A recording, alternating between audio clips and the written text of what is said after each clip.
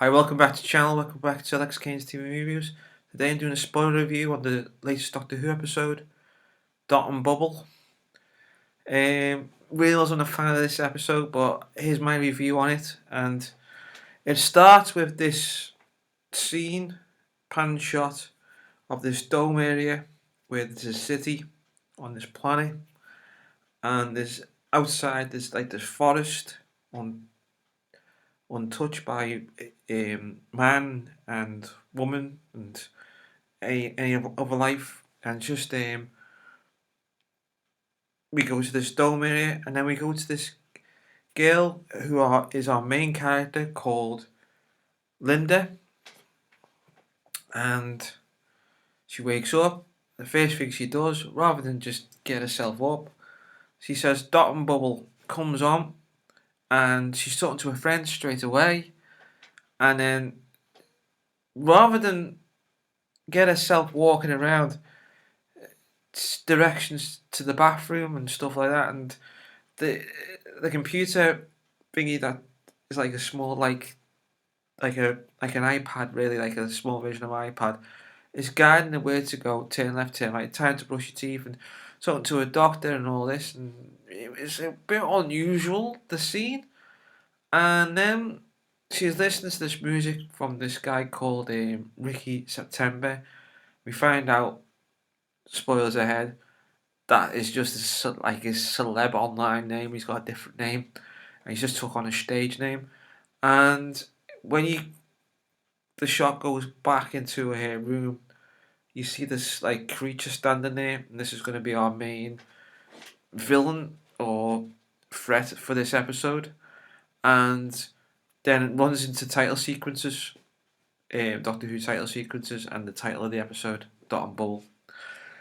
So then we see her getting ready for work. Apparently, on this planet, 2 hours of work is tough work for these people, these young people, and there's no adults. There's just young people there up to age 28, I think it is. Felt a bit like Logan's Run and other things mixed into it. A little bit like Lost and Under the Dome type idea. And I thought it was very Disneyfied. This it's gotta be Facebook, WhatsApp, and all this, and they rely on technology rather than their own wits to like feed them and stuff like that. So she's still they have these bubble. It's like a bubble thing that covers their head type thing, and they can see all their friends and what's going on. And the rather than have a full work day or voluntary work, they do 2 hours, and then they have all days fun and dancing, which was strange, very strange idea to me. And what happens then? She's walking, and we see these pair of sneakers and trousers. Someone's lying there, and says, "Please help! Like, please help me!" and screams.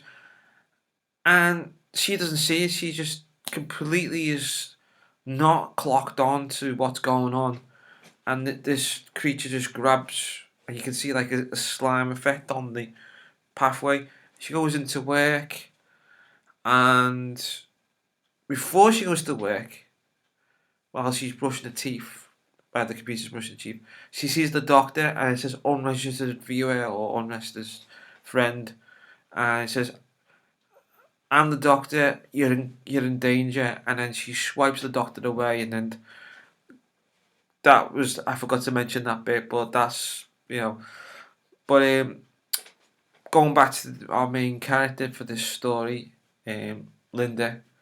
Her name was Linda. Well, I'll get the name in a minute because it links up to something else later. So what happens is she's goes into work, and they just rely on the computer and GPS to take them to work each day. So she goes into work, and basically they don't interact and work for some reason. They depend on the computer to tell them that their friends are there in the working place. And what all they're doing for work is sorting information and sending it back to the home world. They think it's boring that sending information, computer information, when they're actually using computers all the time. And to me, it felt like a copy of a Sylvester McCoy story called Paradise Towers. It had a little bit of that, little bits of that in there, which is it worked in the time in the 80s, which was the original idea. But why would you copy something that's already been done and put little tweaks in like Lost and Under the Dome and other sci-fi shows and not original idea and that's what I watched it right to the end, but that really was like I was really getting bored with and the girl looked like a blonde version of Donna Noble. And what I noticed about the planet was there was no other ethnic backgrounds. It was all white, and I don't know what the point is if they want to make it including other cultures that are in the UK. They're just it's all white people. I don't know what the message is here for kids. Again, something didn't get it what they were trying to do. They looked a bit alarmed about the doctor's skin color, and I don't know where they're going if they're making it like for everybody. It was really a bit of a turn off, I think, for some fans because why are you putting racial tones in when we fight to say no to racism? And they're putting it into the episode. Oh, in it, sugarcoated with the computer lifestyle and all this. But like, wasn't very good, really. I thought that because in the other episodes there was other people from ethnic backgrounds, and now they just do an episode like that. I thought it was very strange, especially for Doctor Who. In Classic Who, we've had all ethnic backgrounds in Classic Who, so I felt like that wasn't very good, really. Um, Bit of a soapbox thing again. Um, so going back to the story, um,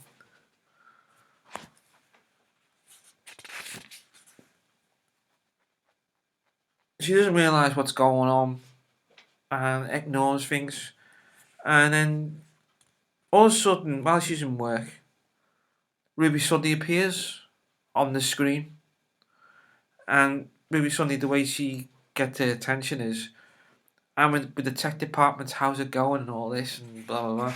And she says, "Who are you? You're unregistered and all this. How did you get it?" Ruby finds out about her work routine, and excuse me, and she says like we collect data. It says 2 hours of work is boring, and then we do party time and stuff like that. And Ruby asks if her friends are actually at work, and she said they're online. Why? They're here online. She says, have you actually looked with your own eyes rather than lie on the dot and ball computer program to look for you? And she said, have you actually looked? Ruby says, and then Linda seems to act very strange and say, no, no, no, I'm deleting you off the contact. Then all of a sudden, Ruby suddenly appears again and just asks the question. Just see if someone's there. So she tries to contact her friend Danny, who I think at the start she was trying to contact, who he's the first one to contact. In the part of the episode, people have gone missing, but they don't know why. Um, so she contacts, and all she sees is offline, offline. And Ruby says, "Yeah, you're supposed to be in front of your desk, isn't he? Next, next to you." And then Ruby says to her, "Could you just have a look with your own eyes? Just look." And Lynn and her friends um, just rely on their computer for their eyes all the time, not their physical eyes, or not physically thinking about things. So they never seem to turn off the bubble device, dot bubble device. They just rely on it all the time. It has to feed them, clothe them, stuff like that. And she gives Ruby. Going back. She does delete Ruby, and then Ruby comes back and says, just listen for a few moments. And if you don't want to listen, I'll go away. And then she says to Ruby, let me go back to my notes. Ruby says to it, "Can you just have a look, please, to just see?" And then she decides to turn off the device and look. She looks part way through away from the device first, and she can hear something like munching away. So she decides to turn off the device, and she sees one of the colleagues is being eaten slowly away by this bug-type creature, and she's getting petrified. And suddenly, a tear comes down her left part of her face. She's getting petrified now, and so Ruby says to her, "Did you turn off your device to see what was there next year?" And well, she does. She turns it down, and then it's just the terror on her face, what she saw, and she's shocked and frozen as what she saw. Then she puts it on. She puts it back online, the device straight away. Ruby tries to give her advice. Ruby brings in the doctor then, who she met before. So she says, Linda says, "Leave me alone, leave me alone." She's relying on technology to keep her like a comfort blanket. She's trying to keep safe with this and thinks that's going to keep her safe. The doctor says, and I don't like this word, he says babes. I'm thinking, what is this? You're Disneyfying the show here and making it Americanized. It's supposed to be a sci-fi story, which was engaging me in. The story was not engaging me in. Not get like the old way was glued me to the TV. Wasn't gluing me at all. And so the doctor says, going back to Gatwa, he's not winning me over as the doctor. He's been in 5 episodes now, 2 light episodes. This is the second light episode, where he's hardly not in it at all. And he's really not winning me over. He's very human doctor, if you know what I mean. That's just my point of view. The doctor gets Linda to turn off a device and just use her own way of walking out. But we find out it seems it's very difficult for Linda to walk because she relies on the GPS from the dot and bubble to tell where to go. She said, "Oh, I can't do this," and she's like, "You've never walked before," and the doctor thinks it's very strange, and really somebody thinks it's very strange that she can't walk. So she puts on the device to rely on ability to walk. She needs this computer to help her to walk, which is a bit of a strange one to me. So she comes to the hallway out of the office, makes it out, the other bug doesn't see her because when she first uses without the device, she makes a noise, but the creature bug thing doesn't move at all. It's more concentrating on what it's got at the moment. So she gets to the lift. Lo and behold, when she gets to the lift, she opens the lift doors, and there's another one of these bug-type creatures waiting, and it's looking at like it's about to go and eat her. And the doctor and Ruby see it on the video chat, and they're quite shocked what they see. They say, "What's this?" You know, and then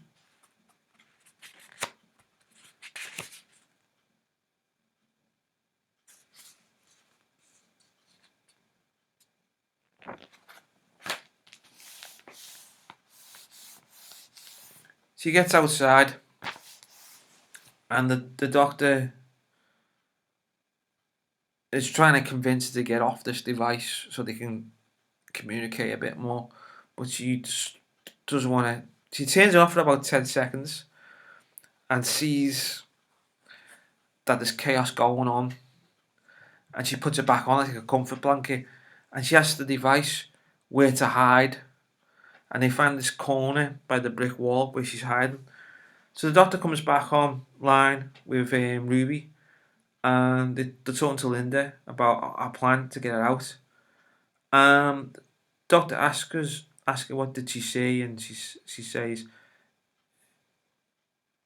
everything everywhere's covered with these creatures, and some people are ignoring what's going on because the modern device, and some that when they've realised it's too late, they've been killed off. So we get to see a familiar character. We get to see Linda's mother, who turns out to be Susan Twist, and we learn that Linda's name is Linda Pepper Bean, and her mum's called Penny Pepperbean. And the doctor looks and goes, "I've seen her somewhere before on that planet from the episode Boom." And Ruby suddenly remembers seeing someone vaguely at the Christmas special episode. Again, I think if she remembers 73 yards, you probably remember that person again. But Linda's thinking, how did he know my mother and all this? And then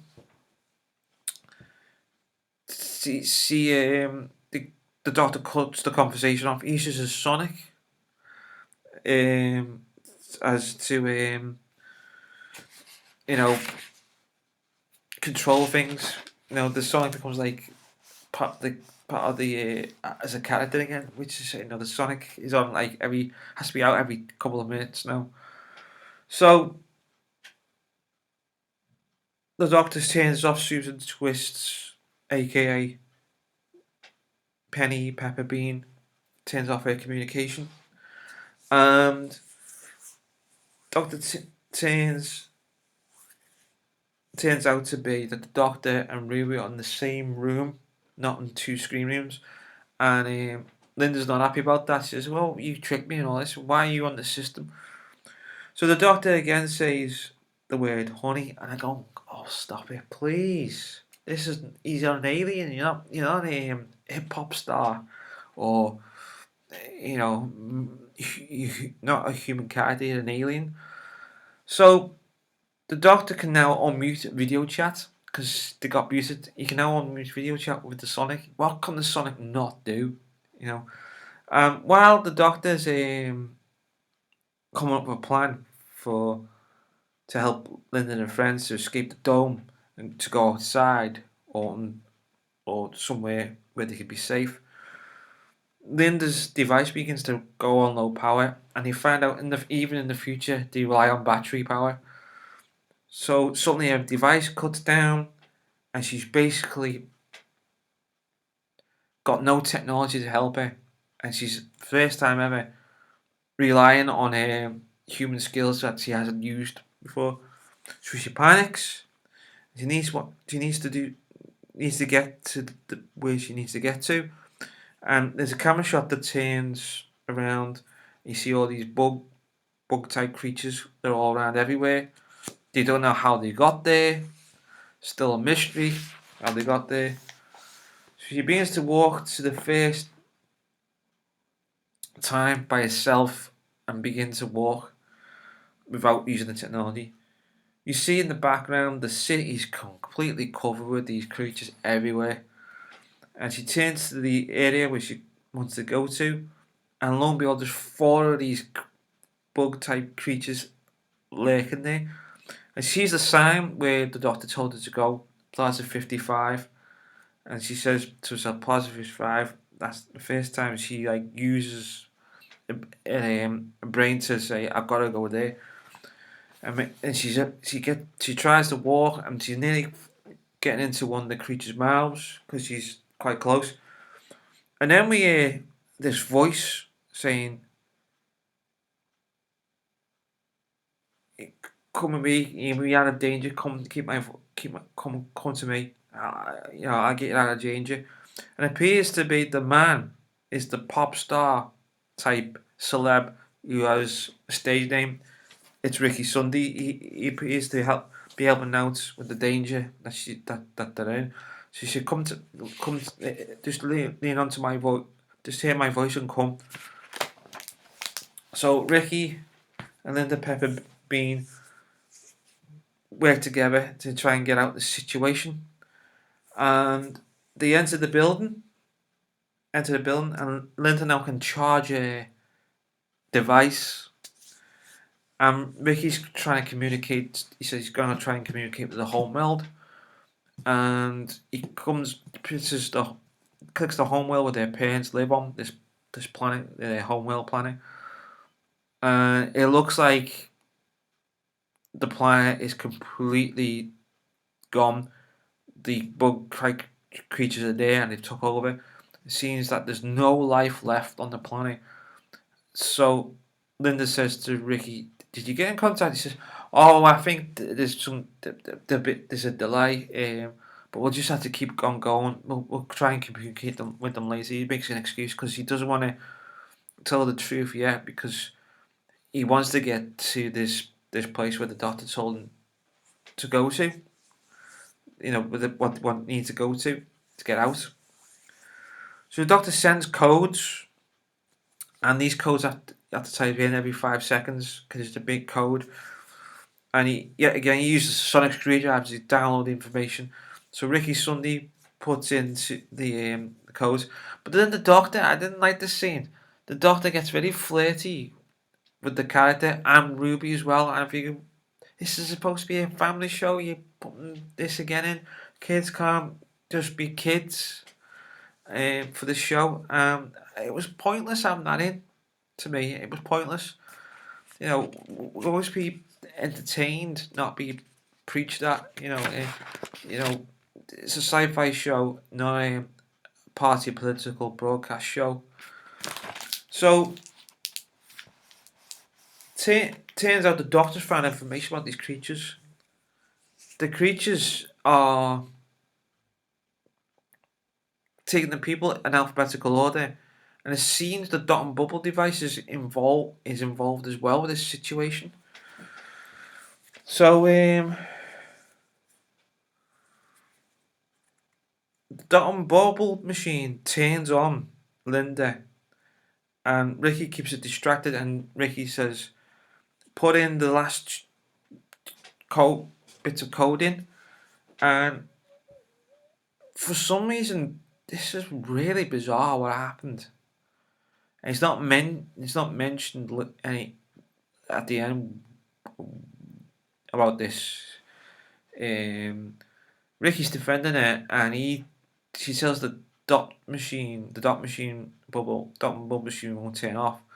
So she tells the dot and bubble machine Ricky's real name, and it kills Ricky, and she escapes, which I thought was very, very weird, very dark as well.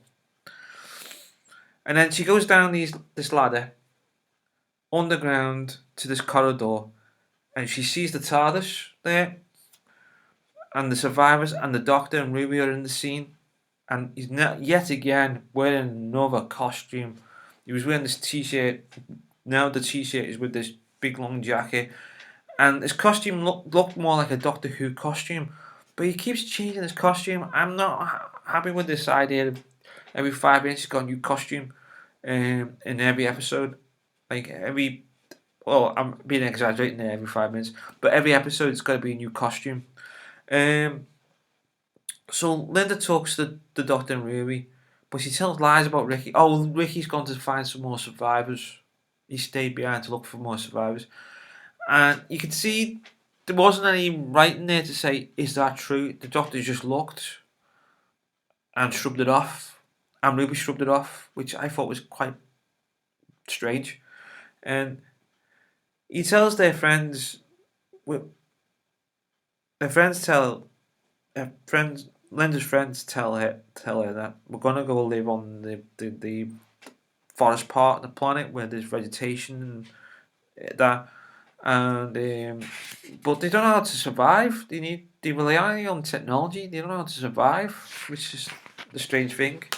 Don't even know any survival techniques, and they tell the truth about your mother. Your mother's not coming back. She's died, and they have this thing, this other place called heaven. She's gone to this place, and they look a bit happy, joy, and they're not laughing. They're not crying about that. Their parents are dead. They just shrug it off, which is I thought was a bit weird. Um, so they decide to move out and live outside the dome.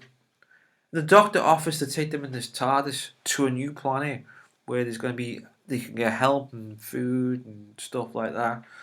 And Lynn and her friends don't believe that the TARDIS is bigger in the inside of the TARDIS, and it's not like them to become, and then they become. It's not like, and all of a sudden Linda gets very sharp and blunt and says, "You're not from our world. You're outsiders and all this." And this is where the political side was coming through. And the Ruby and the Doctor just offered again. The Doctor offers again, and he refused the Doctor's help. And the Doctor gets angry, and then he starts crying again, full of tears coming down his face. And the last shot is Ruby goes on this boat, turns and looks at the Doctor, and the Doctor looks, and the Doctor does one last look and closes the door of the TARDIS, and that's the end of the episode. I wasn't a fan of this episode. I don't know how I survived this episode. But the only positive things I could tell you about the episode was the scene of the dome. That looks fantastic.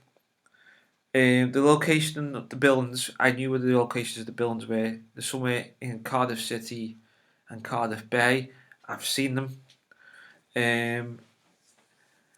And the greenery of the deforestation outside the dome, and everything else wasn't my cup of tea. And I'm gonna give it 2 out of 10, and that's because of just the dome effect, the buildings, location film of the buildings in Cardiff and in Cardiff Bay, and the forestation with the greenery land outside, the green land outside the dome. That's why I'm giving it 2 out of 10, because everything else, it was not working for me.